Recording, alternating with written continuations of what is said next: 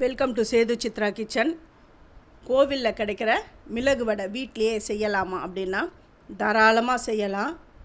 அதுக்கான அளவுகள், அது எப்படி செய்யணும், அது எப்படி இருக்கணும் அப்படின்றதெல்லாம் இந்த வீடியோவில் கிளியராக சொல்லியிருக்கேன். அதனால் ஸ்கிப் பண்ணாமல் இந்த வீடியோவை பாருங்கள். நான் ஒரு சின்ன அழாக்கில் உளுந்தம்பருப்பு எடுத்திருக்கேன். உங்களுக்கு எவ்வளோ தேவையோ அந்த அளவுக்கு உளுத்தம்பருப்பு எடுத்துக்கோங்க. இதை நல்லா வாஷ் பண்ணிவிட்டு ரொம்ப நேரம்லாம் ஊற விடக்கூடாது. நம்ம வடைக்கு ஊற வைக்கிற மாதிரிலாம் 1 ஹவர்லாம் ஊற வைக்கக்கூடாது. இது சும்மா ஒரு 15 நிமிஷம் ஊறினாலுமே போதும். இப்போ தண்ணியெல்லாம் இருத்துட்டு மிக்ஸி ஜாரில் இதை சேர்க்க போகிறேன். தண்ணி மொத்தத்தையும் இருத்துடணும். இப்போ மிக்ஸி ஜாரில் சேர்க்குறேன். இது நல்லா மழைன்னு நம்ம அரைப்போம் பாருங்கள், அந்த மாதிரிலாம் அரைக்கக்கூடாது.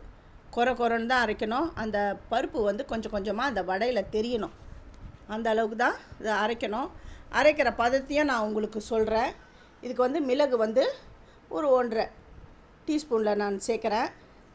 நீங்கள் ரொம்ப காரமாக இருக்கும், மிளகு ரொம்ப காரமாக இருக்கணும், அப்படி இருக்க வேண்டாம் அப்படின்னு நினைக்கிறவங்க மிளகை 1 ஸ்பூனே போட்டுக்கோங்க. உப்பு உங்கள் டேஸ்ட்டுக்கு ஏற்ற மாதிரி போட்டுக்கோங்க. தண்ணி எதுவுமே நான் விடலை. அந்த பல்ஸ் மோடில் தான் வச்சு நான் அரைக்கிறேன். இந்த பாருங்கள், இந்த பல்ஸ் மோடில் தான் வச்சு அரைக்கிறேன். இந்த உளுந்தெல்லாம் நல்லா ஒட்டின்னு இருக்கிறதெல்லாம் ஒரு பக்கமாக தள்ளிட்டு இப்போ மறுபடியும் பல்ஸ் மோடில் தான் நான் வைக்க போகிறேன். அது எப்படி அரைப்படணும் அப்படின்றதையும் நான் சொல்கிறேன். வடைக்கு அரைக்கிற மாதிரிலாம் அரைச்சிடாதீங்க. இது ரொம்ப ஈஸி, சட்டுன்னு செஞ்சிடலாம். ஊற வைக்கிற டைம் கூட ரொம்ப நேரம்லாம் கிடையாது. ஒரு 15 நிமிஷம் 20 நிமிஷத்துக்கு மேலாம் ஊற வைக்கணும்னு அவசியமே கிடையாது.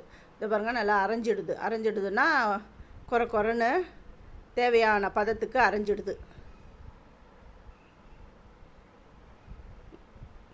இப்படி அரைஞ்சாலுமே போதும். இப்போ இந்த உளுந்தெல்லாம் நான் எடுத்து வேறு கண்டெய்னரில் மாற்றிடுறேன். ஃபஸ்ட்டு என்னுடைய வீடியோவை பார்க்குறவங்க சப்ஸ்கிரைப் பண்ணலைன்னா சப்ஸ்கிரைப் பண்ணிவிட்டு பாருங்கள். அப்புறம் ஆல் என்ற ஆப்ஷனை தொடுங்க. அப்போ தான் நான் போடுற ஒரு வீடியோவுடைய நோட்டிஃபிகேஷனும் உங்களுக்கு காட்டும். உங்களுக்கும் யூஸ்ஃபுல்லாக இருக்கும். உங்களுக்கு பிடிச்சிருந்தால் உங்கள் ஃப்ரெண்ட்ஸுக்கும் நீங்கள் ஷேர் பண்ணுங்கள். இது எப்படி தட்டணும் அப்படின்னா, சின்ன உருண்டையாக நம்ம முதல்ல உருட்டி வச்சுக்கணும். ஒரு மைக்கா கவர், அப்படி இல்லைன்னா நீங்கள் காடா துணி இல்லை இந்த காட்டன் துணி இருக்குது பாருங்கள், அதில் வச்சு அப்படி தட்டுங்க. நான் மைக்கா கவரில் வச்சு அதுக்கு மேலே இன்னொரு பேப்பர் போட்டு அதுக்கு அந்த தட்டையான கிண்ணத்தில் அப்படியே கொஞ்சம் லைட்டாக ஒரு அமுத்திடுறேன். ஏன்னா ஒரே மாதிரி ஷேப்பில் வரும். இப்போ பாருங்கள், ஈஸியாக வந்துடுது பாருங்கள்.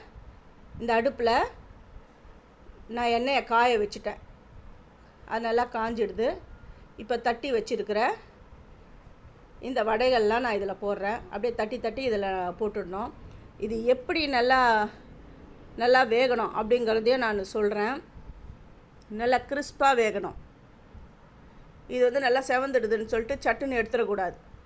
அது எப்படி வேகணும், அதாவது எண்ணெய் பபுள்ஸ்லாம் அடங்கிடுது நம்ம எடுத்துடலான்லாம் எடுக்கக்கூடாது. ஏன்னா நல்லா செவந்து வரணும், நல்லா முருகலாக நல்லா வேகணும். இப்படி உடைச்சா பட்டுன்னு உடையணும், அந்த லெவலுக்கு இது வேகணும். சாதாரண நம்ம மெதுவடை பண்ணுற மாதிரிலாம் கிடையாது இது. இப்போ அந்த மாவை பாருங்கள், இந்த மாதிரி கொஞ்சம் கொஞ்சமாக உருட்டி வச்சுக்கோங்க.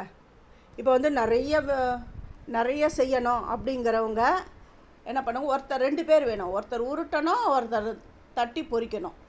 அப்படி இருந்தால் தான் இப்போ 500 வடை 150 வடை பண்ணணும்னா இது ஒரு 2 பேர் இருந்தாங்கன்னா சட்டுன்னு வேலை முடிஞ்சிடும். இந்த பாருங்கள், நல்லா செவந்துடுது பாருங்கள்.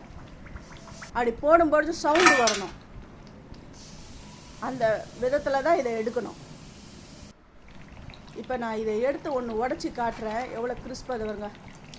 அப்படி உடையுது பாருங்கள். இப்படி தான் உடையணும். இந்த மெத்தடில் தான் இந்த கோவில் வடை செய்யணும். இந்த அனுமன் ஜெயந்தி, அப்புறம் இந்த பெருமாளுக்கு இந்த ராம நவமி அந்த டைம்லலாம் இந்த வடையை செஞ்சு பிரசாதமாக நம்ம படைக்கலாம். இன்னொரு பேட்சும் இப்போ வெந்துட்டுருக்கு.